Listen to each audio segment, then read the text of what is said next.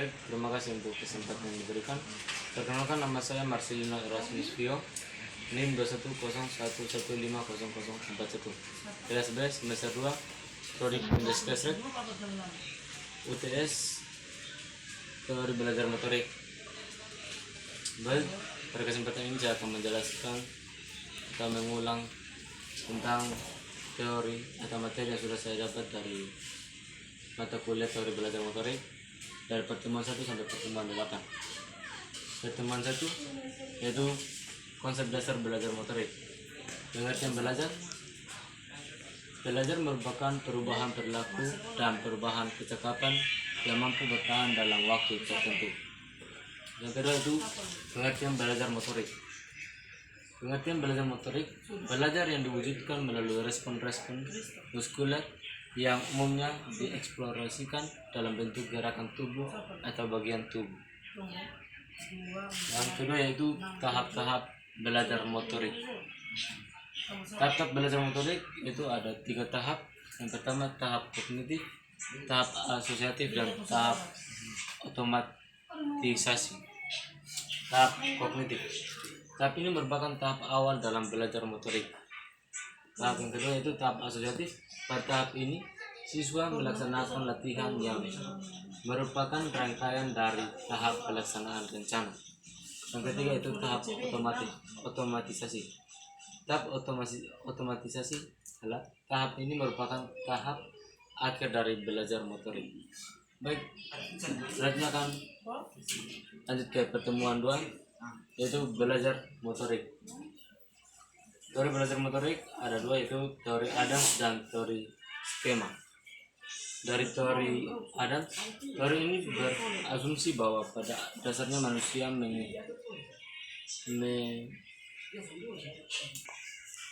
menyayangi perlakuan yang adil dan seimbang. Yang kedua yaitu teori skema.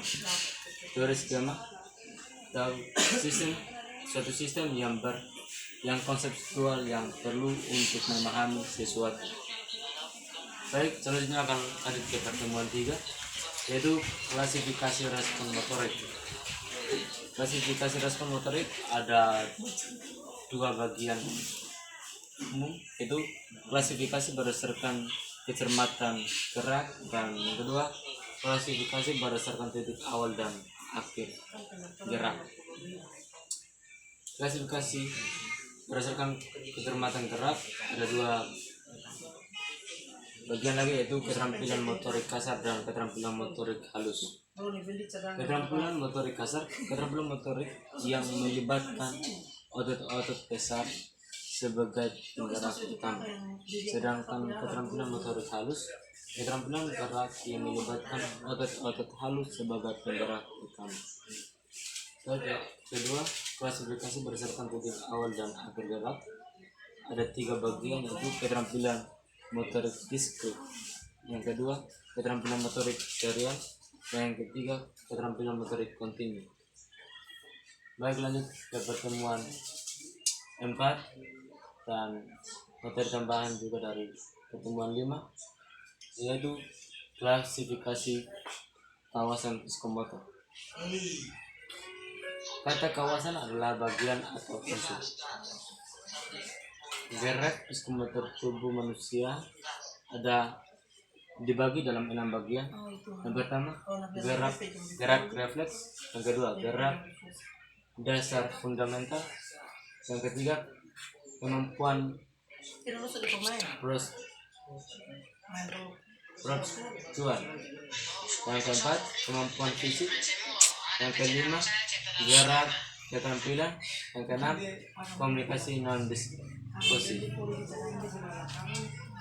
Selanjutnya akan lanjut ke pertemuan 6 dan tambahan dari pertemuan 7 yaitu teori psikologi belajar, yaitu ada 2 bagian penting yang akan dibahas, yaitu teori behavioristik dan koneksionisme dan konflik. Baik, akan lanjut ke pertemuan 8 ke pertemuan akhir dari dari UTS. Yang pertama, teori kognitif. Teori kognitif ada atau dibagi dalam 6 bagian, yaitu 1. Evaluasi, 2. Sintesis, 3. Analisis, 4. Penerapan, yang kelima pemahaman, dan 6. Pengetahuan. Saya akan menjelaskan sedikit dari yang paling bawah atau yang paling utama dalam belajar itu pengetahuan. Pengetahuan adalah wawasan atau ilmu yang didapat seseorang, dan pemahaman. Pemahaman artinya mengerti apa yang sudah dijelaskan oleh guru atau materi yang sudah kita pahami. Yang keempat yaitu penerapan. Apa yang sudah kita dapat dari materi itu kita terapkan atau mengerjakan dari soal-soal yang diberikan oleh guru.